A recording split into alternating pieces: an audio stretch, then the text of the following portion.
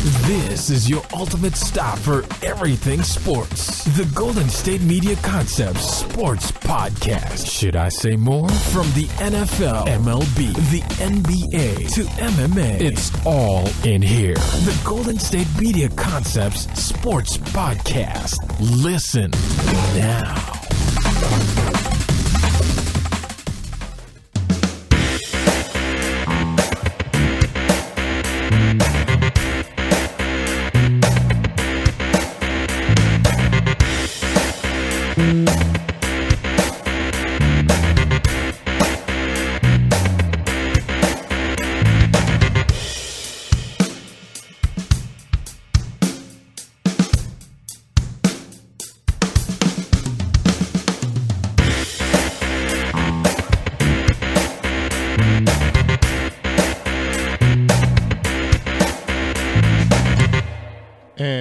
Into the Golden State Media Concepts Sports Podcast, where we talk everything from the latest and greatest in sports, ranging from football to basketball to everything in between. I am your host, Anthony, because everybody else is either gone or not here yet.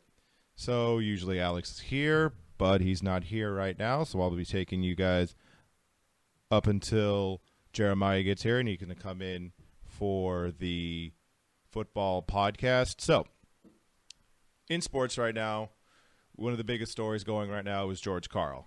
And not just George Karl, because George Karl basically decided he wanted to go on kind of a just rant on everything he didn't like. Kind of like an airing of grievances, like that Seinfeld episode where he just basically decided, I don't like you, I don't like you, I don't like you, I don't like any of you, and you're going to hear about it.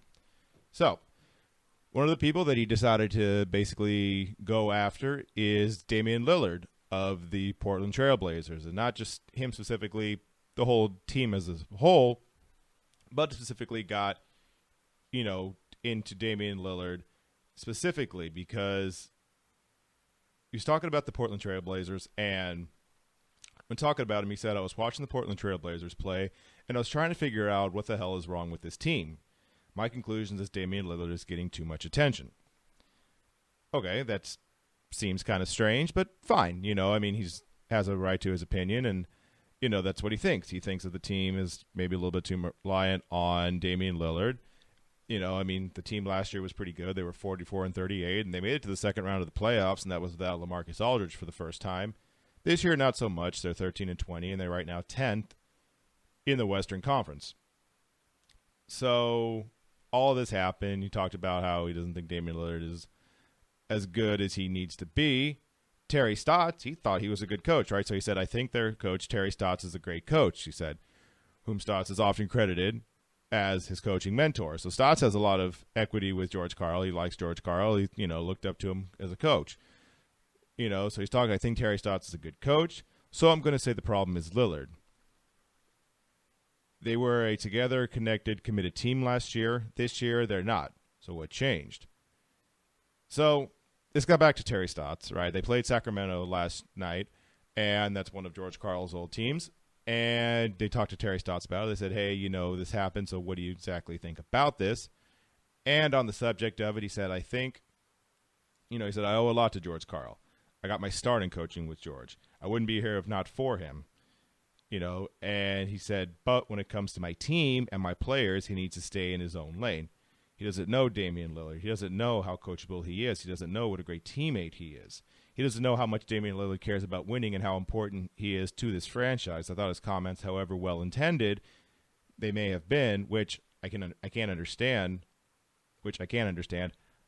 I can't tolerate. He spent more than a decade, Stotts did, at Karl's side before coming a head coach, including 2 years in the CBA with Karl and as assistant under Karl for 6 seasons in Seattle for the Supersonics and 4 with the Milwaukee Bucks. So, he has a history, Stotts does, with George Karl. Like, he knows him. He worked with him. He considers him a mentor. He considers him somebody that helped him get his start. And like I said, Terry Stotts is the coach of the Trailblazers right now. Not this year, but before that, they were a team that made it to the playoffs and at least made some noise, right? But, it's the same thing. Like, these are his players now. These are his guys. And it's something that he doesn't understand why George Karl just all of a sudden just wanted to take shots for no reason.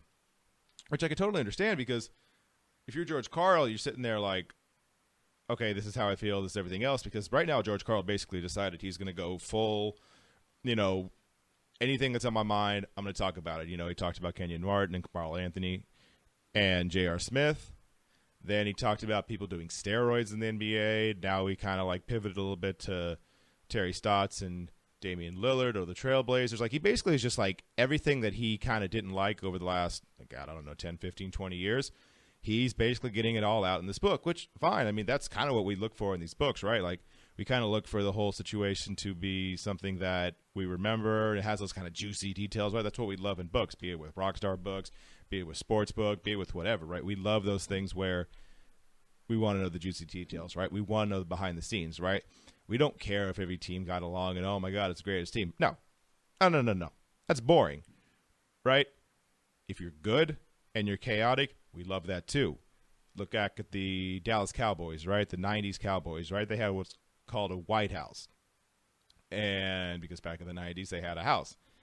How can I explain this gently? They would invite women to the house that weren't their wives. Right. Yeah, you can figure the rest of that out. You're a smart person.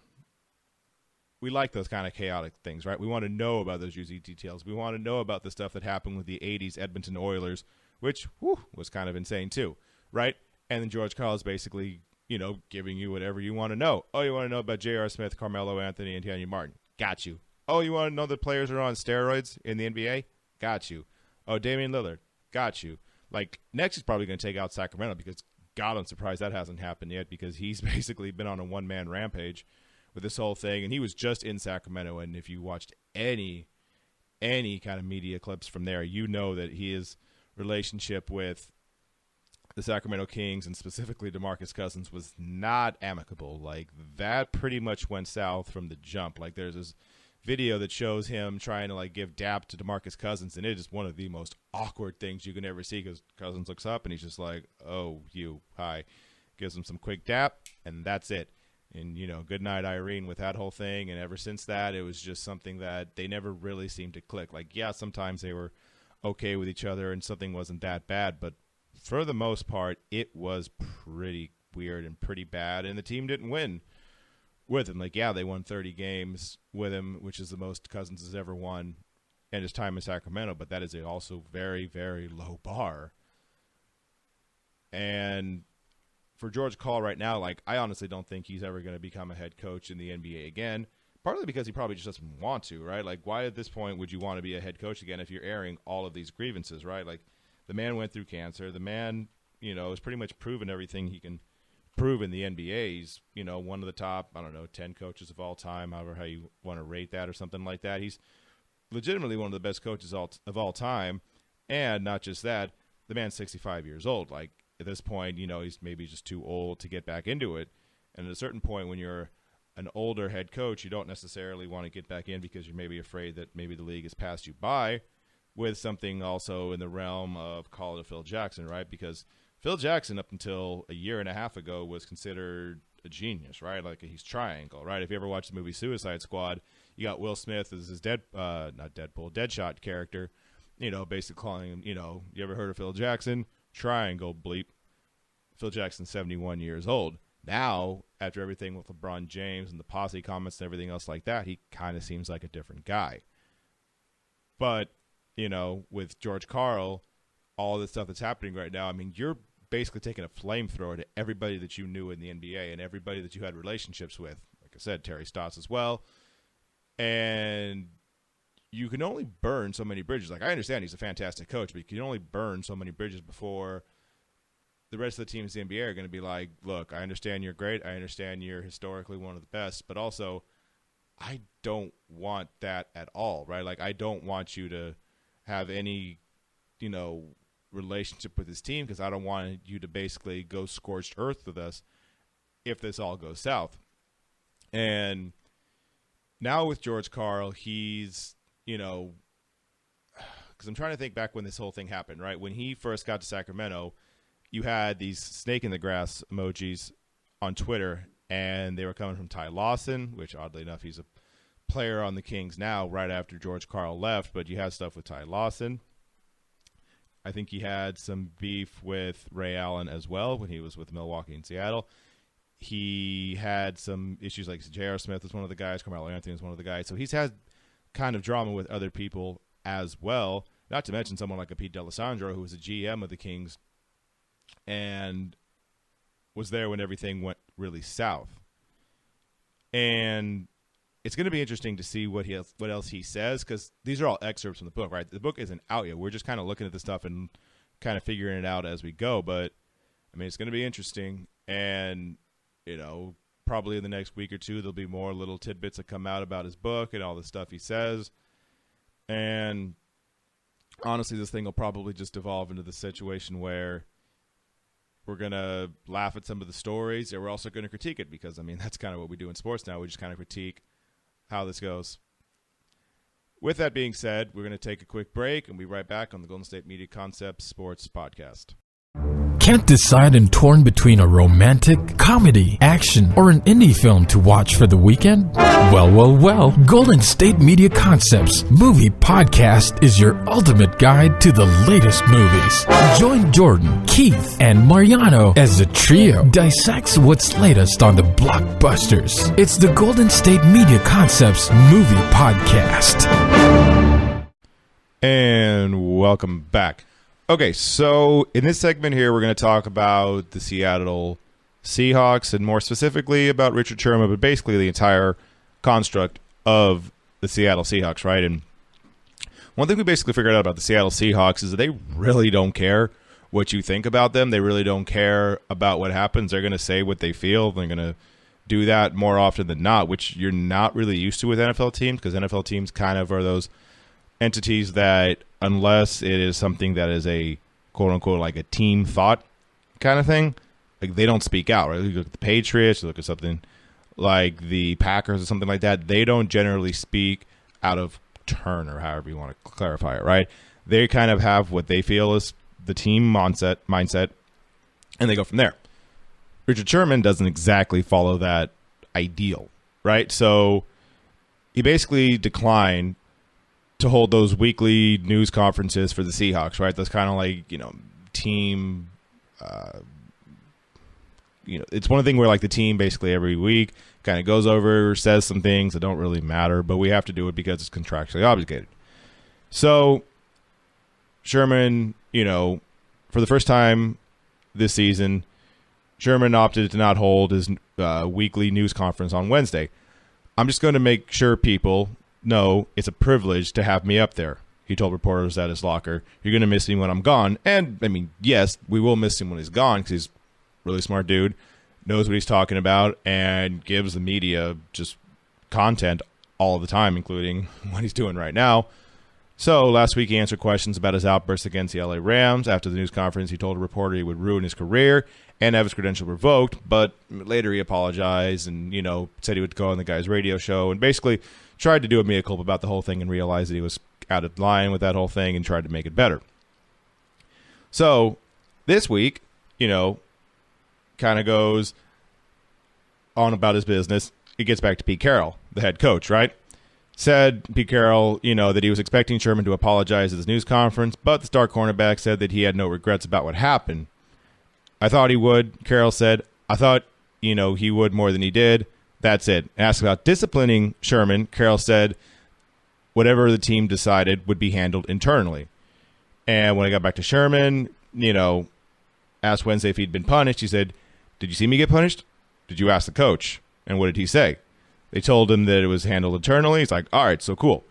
So, you know, talking about it a little bit more, you know, Carroll added that, you know, these meetings are rare, right? They don't exactly do these things all the time. You know, I thought it was worth the time to do it then, he said. There was a lot of other stuff that we dealt with there, but that was part of it. Sherman downplayed the significance of the team meeting, saying it was good. We just talked about the mood of the team, just guys coming together. We have a kumbaya meeting just about every year. So they're basically saying, like, yeah, don't worry about it. Like, you know, we kind of have these team meetings. We meet about it. We see what each other's kind of feeling. We go from there, which might be the case. Like I said, with the Seattle Seahawks team, we've kind of realized that they have their personalities, right? They have their guys who you're really not going to silence them. Like, you can try to do it, and that's fine. But whether it was Marshawn Lynch last year, whether it's Richard Sherman this year, Michael Bennett, like, I don't know if you ever saw the 30, not even the 30 for 30. I think it was an E60 that they did with the Bennett brothers, with Martellus and Michael. Like, you're not going to tell them not to say something. And, you know, maybe they don't feel a certain way at the time, but if they feel a certain thing is not up to par or being done wrong or something like that, they will come after you. They do not care about not towing that company line. At least so far with Martellus over in New England, that hasn't been the case. And he has said he loves working with Belichick, and the Belichick is, you know, a genius and all that kind of stuff like that, which makes sense if you consider his resume over the last decade and a half. But with Michael Bennett, with Richard Sherman, Cam Chancellor, Earl Thomas, Marshawn Lynch last year, they kind of have their own personalities, and you're not going to basically just like muzzle them because you want it to be for a team thing. Now, you can talk about Richard Sherman and say whether or not he should have done what he did, and there are pros and cons to the whole thing, right? Because with me personally, I love when athletes basically have a platform to say what they want to say, because we like to assume that just because someone's a head coach that they know what they're talking about and they're the number one guy and they can do all this stuff like that. But Pete Carroll has basically thrown that on his head and basically said, like, look, as long as it's nothing that's like super detrimental to the team, a la like a Terrell Owens kind of thing, where it just becomes such a media firestorm that you can't really get out of it, he's going to let you do what they want. Like, you know, he's going to let them speak their minds. Because, by the way, this whole thing about talking to the media is like a 2 out of 10 compared to what they could have been talking about this season. And I'm talking about like Black Lives Matter and stuff like that. Like Richard Sherman and Michael Bennett went face first into that furnace. Opposing views, by the way.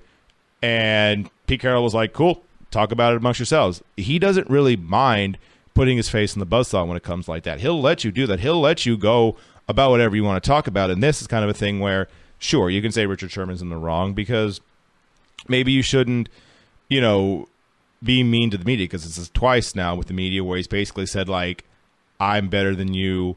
You need to kind of bow down to me, which doesn't help if you are trying to have good pub with the media. But I think Richard Sherman also understands that he is what he is at this point, right? Richard Sherman, whatever mindset you have about Richard Sherman, that was pretty much etched in stone with that whole Aaron Andrews interview, right, after the game, where he yelled at Michael Crabtree, right? That pretty much was solidified at that point. And whatever you feel about him now basically stems from that. Maybe it's a little bit higher, maybe it's a little bit lower from there, but that basically kind of set the tone with that whole thing. So I think he pretty much understands that from this point on, he's going to be who he's going to be, right? He's one of the best cornerbacks in the game. You can't take that away from him. He's a Super Bowl champion. Can't take that away from him. And he understands how intelligent he is with this whole thing, and he's not going to be bullied by the media. Now, does he have to be so overt about it? Probably not. But at the same time, he understands his worth with his team, right? And maybe if he kind of does a Darrelle Revis and kind of slides over the next 2 or 3 years, then maybe he's not going to be the same guy. But for right now, he's got the clout to basically do it and get away with it for a year, 2 years, or something like that, right? But he is going to be somebody who is in the media later on, right? I think you could maybe assume that because he's obviously, you know, one of the best talkers in the NFL right now, and he's somebody who understands the value of getting a message across, right? And whether it be like someone like a Charles Barkley in the NBA, he speaks his mind, right? He will absolutely kind of say whatever's on top of his head, be it good or bad, and kind of riff with it, right? And we like those people in sports. Shaq even does that to a little bit degree in the NBA too, and in the NFL, we brought people in like a Bart Scott, right? He came over to, I think it's CBS, Randy Moss. He's on ESPN, right? We bring in these people. Chris Carter was at ESPN. I don't know if he still is. I think he might have gone away. But the point is, we bring in these personalities who had a certain mindset and a certain mentality when playing, and we kind of let them be commentators because they obviously know the game as well as anybody, and they're not afraid to say what they want to say. Like Randy Moss is a perfect example of it, because when he was playing, be it, you know, straight cash, homie, or anything else he said, I play when I want to play, which isn't exactly what he meant when he said that. But he had a lot of, you know, quotable moments, right? So now he gets into ESPN, and he does the same thing. Like, he is someone who's very opinionated on Monday Night Football. He's somebody who absolutely knows what he's going to say and how he's going to say it. And he understands how to get his message across. And I think Richard Sherman is going to be that same kind of a player, right? He understands how to tweak the media and how to do this or that. Because at this point, all the Seahawks are playing for is seeding right now. They've made the playoffs. No one in that division obviously can catch them, be it the Niners, who are just all types of just hot garbage. The Rams, who are just way worse than we thought they would be. We thought 8-8 would come, and they're not going to get to 8-8. And then you got the Arizona Cardinals, which are a very, very, very big disappointment considering what they did last year. And for Richard Sherman, I get it. I don't necessarily blame him as much as other people are going to do it. You know, he's somebody who, you know, he talks about the kumbaya, come to Jesus kind of stuff like that. He said it happens every year at different times. The Super Bowl year, it happened after Miami. The year after it happened, I think there was some kind of a big locker room deal that we had, and it happened after that. The other year, we traded Percy Harvin. It happened after that. Every year it happens. So every year they basically kind of like all of it kind of boils to the surface and the volcano erupts. And they basically have to talk to one another. It's kind of like, all right, look, we got to talk about this because obviously this is boiling over. And we saw a week or two ago something like that where he kind of yelled at Pete Carroll on the sideline about throwing at the 1 yard line because he's kind of got some PTSD when it comes to that, because that whole Russell Wilson throwing from the 1 yard line, Malcolm Butler intercepting the pass, Patriots win the Super Bowl, Seahawks lose. Now you're 1-1 in the Super Bowl instead of a pretty easy 2-0 if you were to run with Marshawn Lynch, and all of the chaos that came after that. So with Richard Sherman, honestly, all this thing probably is just he's still in his emotions. He is a very proud person who basically believes what he believes, and you're not going to throw him off of that. You're not going to be somebody who basically is going to shame him into doing something he doesn't want to do, for better or for worse. And with something like this will blow over in a week or two. The team, you know, they look fine right now as far as like actual team play goes. And for Richard Sherman, he will probably apologize later on in the week. Maybe he'll have another thing that happens in a week from now. Maybe in the playoffs something will happen.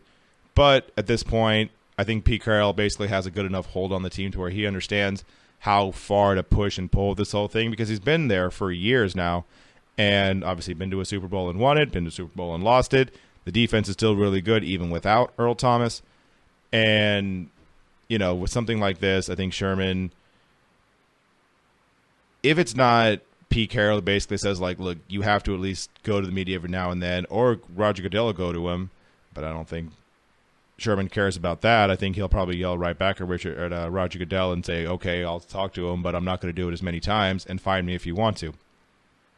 But at the end, this is a nice little story that we had about the Seahawks and Richard Sherman. This will probably pass over in a few days. Until then, we're now going to hear about Richard Sherman and how people feel about him, which isn't always happy. But it's really not that big of a deal. With that being said, we're going to take another break at the Golden State Media Concepts Sports Podcast. Golden State Media Concepts Sci-Fi Podcast. Together we dive into the world of sci-fi and science fiction. From episodes of Star Trek, Star Wars, to The Walking Dead, Resident Evil, all the hot new science fiction movies from the back doors of Marvel or DC. The Golden State Media Concepts Sci-Fi Podcast. You'll never look at science fiction the same way again.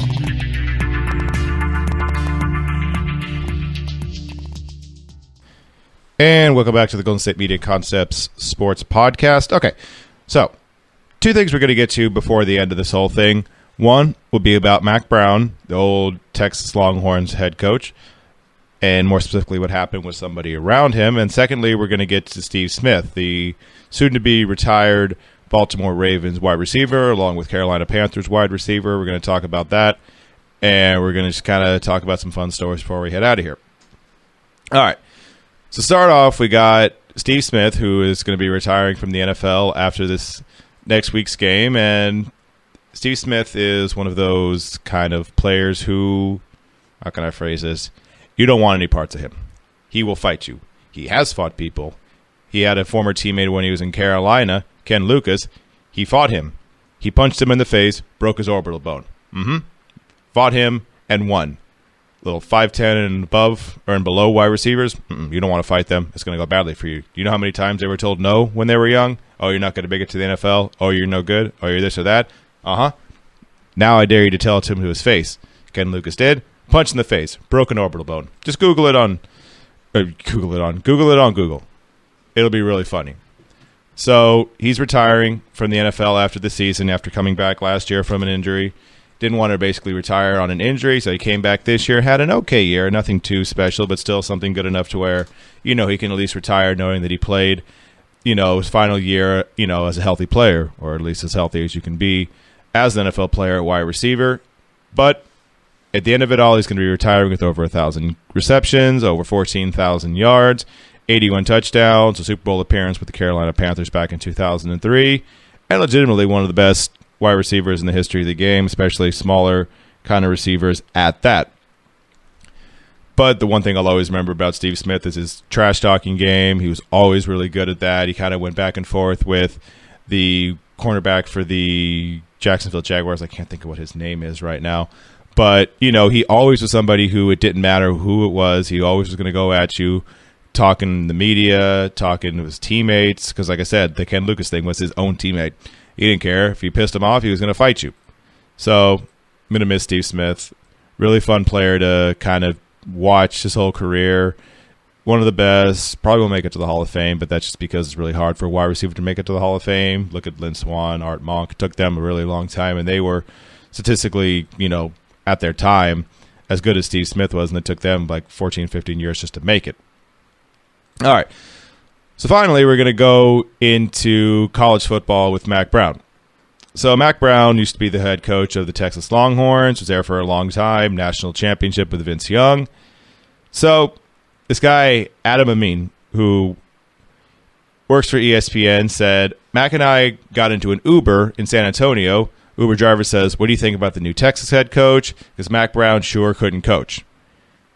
Mack Brown was in the car listening to this whole thing. Oh, yeah.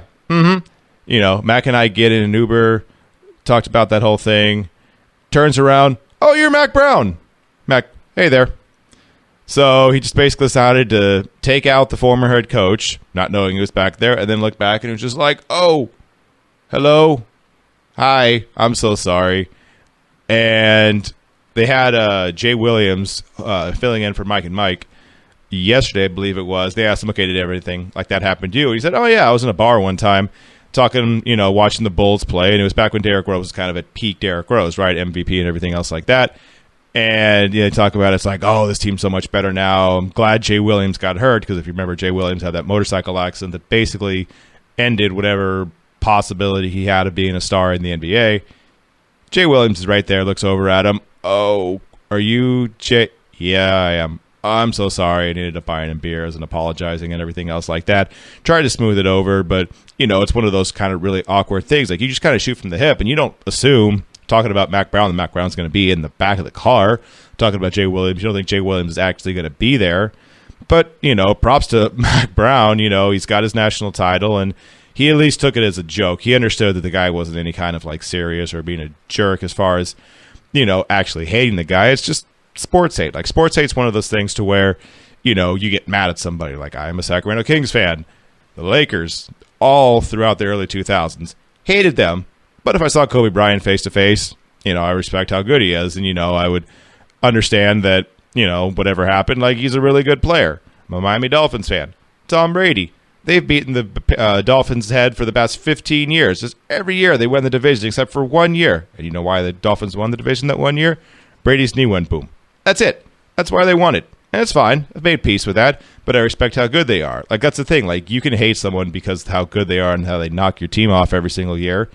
And with this whole thing, like I said, Mack Brown was a really good sport about it. It's just kind of funny how he basically, the guy thought he was going to give, like, a hot take for sports, something like that. Like, because it's a cab, it's Uber cab. Like, they basically have to entertain you for 5-10 minutes or however far you have to go. So they interject some sports stuff. Oh, yeah, Mack Brown. He's a bum. He's no good. Oh, hi, Mac. How you doing?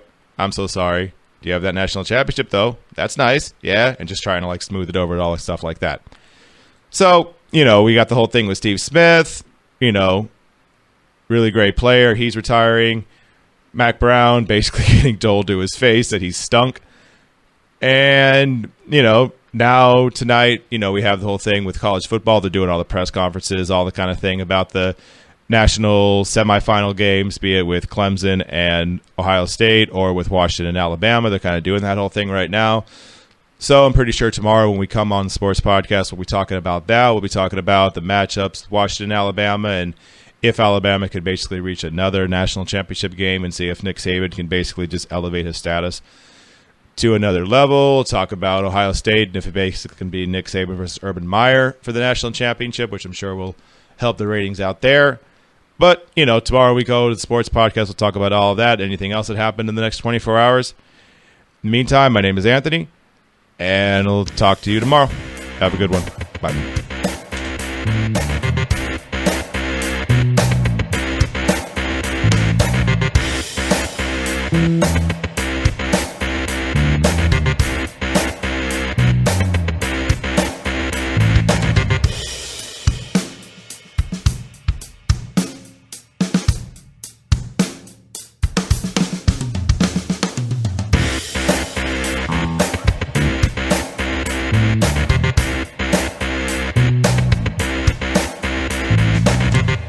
You've been listening to the Golden State Media Concepts Sports Podcast, part of the Golden State Media Concepts Podcast Network. You can find this show and others like it at www.gsmcpodcast.com. Download our podcast on iTunes, Stitcher, SoundCloud, and Google Play. Just type in GSMC to find all the shows from the Golden State Media Concepts Podcast Network, from movies to music, from sports to entertainment, and even weird news. You can also follow us on Twitter and on Facebook. Thank you, and we hope you have enjoyed today's program.